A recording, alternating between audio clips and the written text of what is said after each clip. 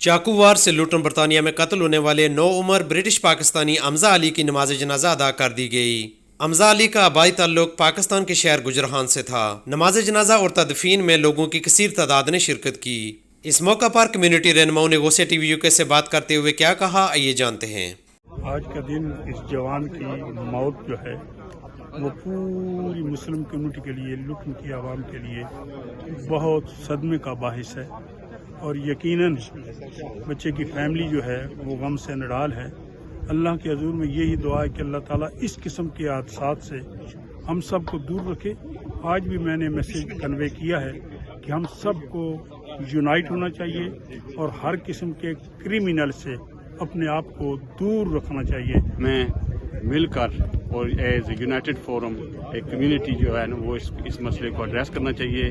ہمیں اسکولز کے ساتھ، پولیس کے ساتھ اور لوکل کمیونٹی کے ساتھ مل کر ہمیں جو ہے اس مسئلے کو ایڈریس کرنا پڑے گا۔ آئیے اب بھی ہمارے پاس وقت ہے کہ ہم اپنے نوجوانوں کی گھر سے تربیت شروع کریں، اور ماں کی گود سب سے اولین درسگاہ ہوتی ہے۔ اگر مائیں اپنے بچوں پر خصوصی توجہ کریں گی تو آئے روز لوٹن میں ہونے والے یہ معاملات ان کا کلا کما ممکن ہو سکے گا۔ والدین ان کو چاہیے کہ وہ اسکول میں جائیں اور بچوں کو دیکھیں وہ بچے کیا کر رہے ہیں۔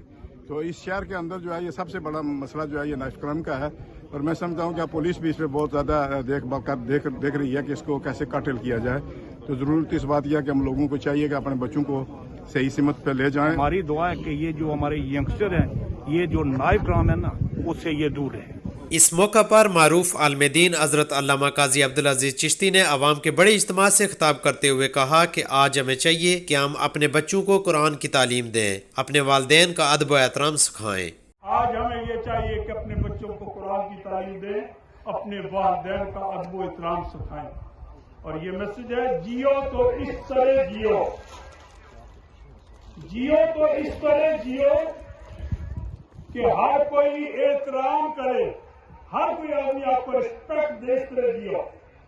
تمہاری زندگی اس طرح ہو کہ everyone should respect you. جیو تو اس طرح جیو کہ ہر کوئی احترام کرے، اور مرو تو اس طرح مرو کہ ہر کوئی سلام کرے۔ جب دنیا سے جا رہے ہو تو اس طرح نہ ہو کر اکٹھے ہو کر تمہیں قبر دے رہے ہو اور تمہارے لیے دعائیں کر رہے ہو۔ دعا ہے کہ اللہ تعالیٰ مرحوم کو جنت الفردوس میں اعلیٰ مقام عطا فرمائے، لواحقین کو صبر جمیل اور اس صبر پر اجر عظیم عطا فرمائے۔ سردار ظہور احمد، لوٹن، برطانیہ۔